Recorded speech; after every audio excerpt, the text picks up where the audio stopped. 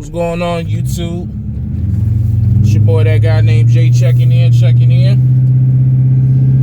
Oh, on my way to, I gotta run to the store right quick. I hope y'all can hear me over the exhaust. I know this used to be an issue when I used to do these type of videos before, but I really hope you can hear me over the exhaust and the vibrations. If not, then I won't upload the video. But anyways, on my way to Lowe's, I gotta get me a hard hat for the port. So something else I get to write off, I guess. But anyways, basically what's gonna happen is, I told you in the previous video how I got home last night, which was Tuesday night, and I thought I was gonna do another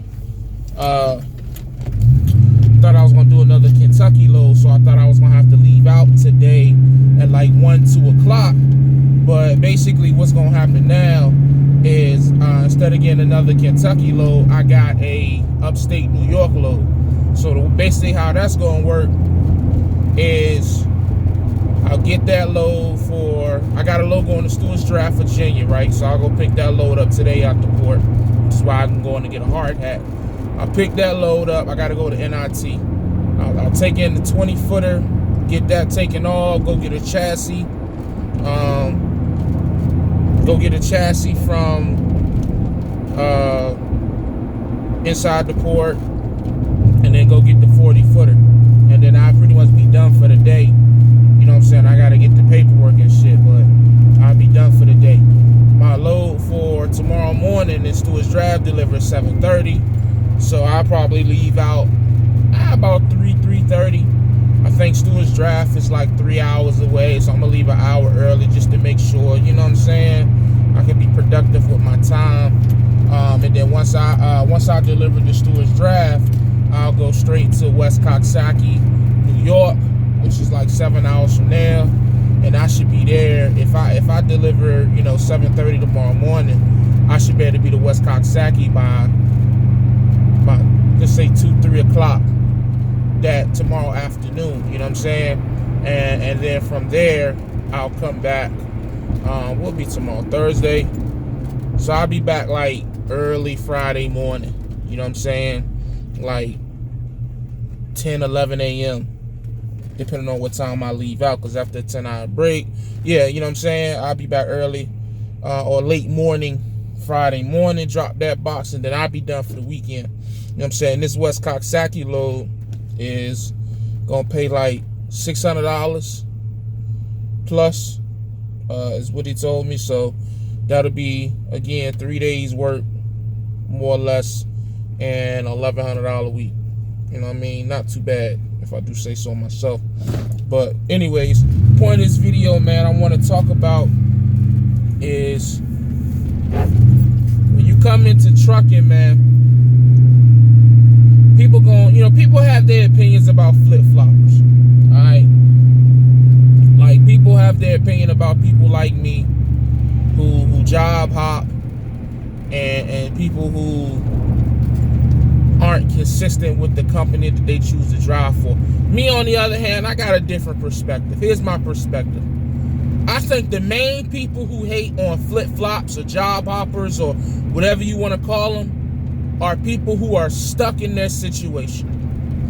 And what I mean by that is, if you don't have a great driving record, if your driving record has shit up there like DUIs and reckless driving tickets and driving on a suspended license and things to that effect, you're lucky if you can get one trucking job.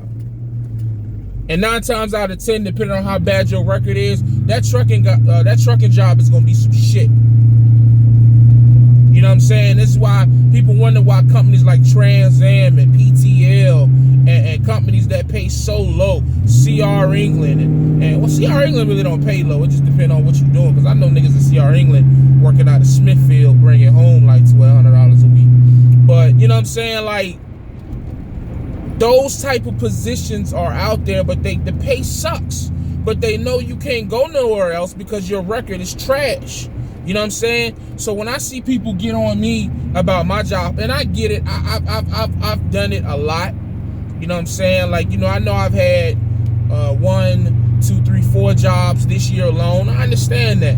But at the end of the day, as long as you gotta understand, like the opinions of people in the comment section or other truck drivers mean nothing. As long as the company that you're applying to, because you gotta understand, when you get a truck driving job, it ain't just no, okay, yeah, we gonna take you for GP. You gotta go through their safety, you gotta go through their insurance. It's a thorough process. You know what I'm saying? So when you see someone continuously getting accepted, it should tell you something. Yeah, for that person, yeah, they inconsistent, they impulsive, they this, they that, they this, whatever you want to fucking call it. But as far as their driving record and what they're able to do in that truck, they good. You know what I'm saying? So that's the way I look at it. I mean, I got no choice but to look at it that way, because I'm not finna sit up here and be all negative about my situation. To have as many jobs as I've had in the last 3 years driving trucks, let me know I can go. Now, granted, there are some companies that I probably won't be able to work for a while if I wanted to, like a Walmart or, you know, the top-notch companies. You know what I'm saying? If you will. But then again, I guess top-notch is a matter of perspective, because some people will call what I'm doing right now top-notch. Possibility of making what I'm making and being home as much as I'm being home. You got some people who believe that you got to be gone for 3 months at a time to make that type of money, which is nothing wrong with that. If that's what they believe, so be it. You know what I'm saying? But all I'm saying is that when you see all these flip-floppers and you see cats getting, I mean, it's the trucking industry, man. Let's stop trying to act like this is a regular-ass job. It's not, okay? Cats is out here job hopping, bouncing around, and they could continue to job hop and bounce around way before me and long after I'm dead and gone. As long as the trucking industry, as long as there's a shortage for drivers, as long as there's so much freight to be moved, and as long, you know what I'm saying? Like, so don't get mad at me because your dumb ass got some stupid shit on your driving record and you didn't have the funds to get a lawyer to get him to take that shit off. So you mad at everybody who ain't stuck in their situation like you stuck in yours. Now, granted, I'm not mad at anybody. I'm just, you know, passionate about the shit that I speak on. But I'm just saying, you know what I'm saying? It's a lot of y'all out here that's unhappy with your situation but can't go nowhere. Can't go no damn where. And I feel bad for you, but, you know what I'm saying? Like, you did that shit. You know what I'm saying? You got niggas out here who got something crazy. Come on, baby. Come on out. Come on out. Come on. Come on.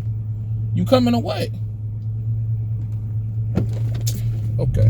So you just had your reverse lights on. Just to...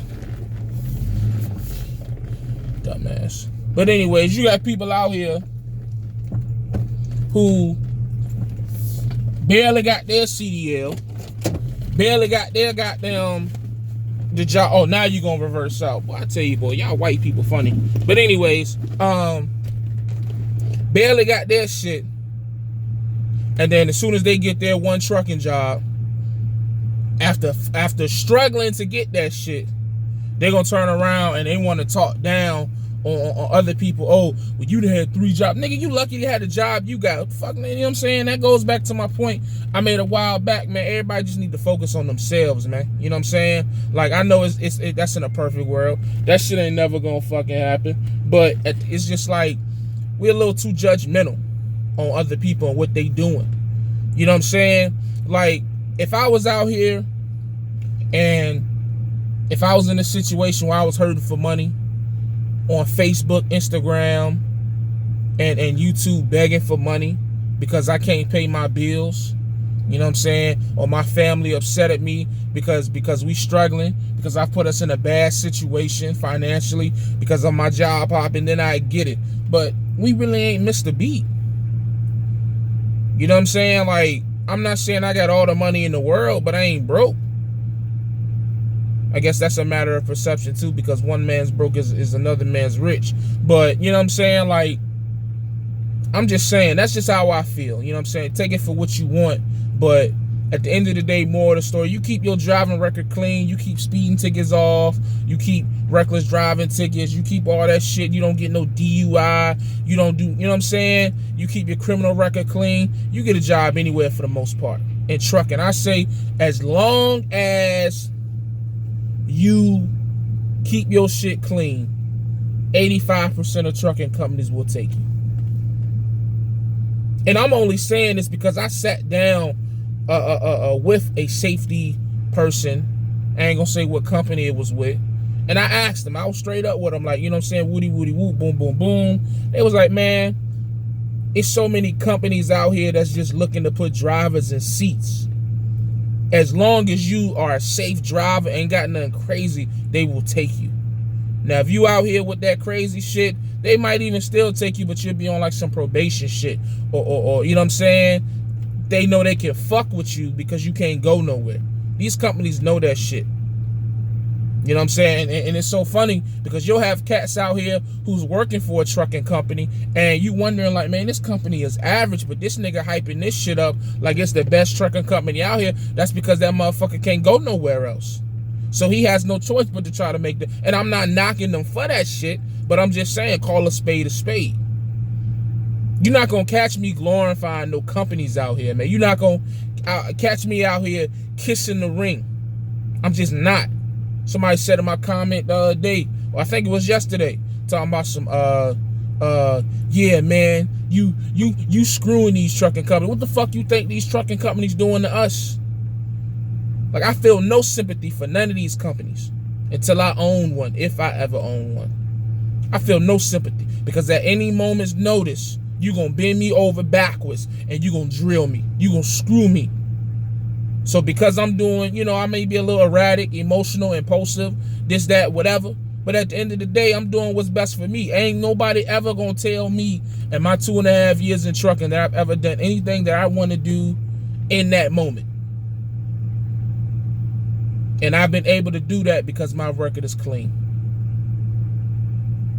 So get your record clean. You can hop around like me. I'm not saying that's what you should do, but I'm saying, like, don't get mad at me because you restricted. You're a slave, not to your company, but you're a slave to your driving record. You're a slave to the mistakes that you've previously made. I've made no mistakes like that. You know what I'm saying? I'm not saying my driving record is perfect, but it's not as bad as some of y'all who got to be with this 33 cent a mile company for 5 years. And niggas looking at you like, why this nigga been in the game for 10 years and still out of mega carrier? Why this nigga been in the game for 15 years and never made over? Because he can't. I'm just saying, man, call it what you want. I don't give a fuck. I know what it is. Y'all keep on pretending like it's this, is that, is this, is that. I know what the fuck it is. So, but as always, stay safe, stay positive, stay productive. God Family Trucking. I'm gone.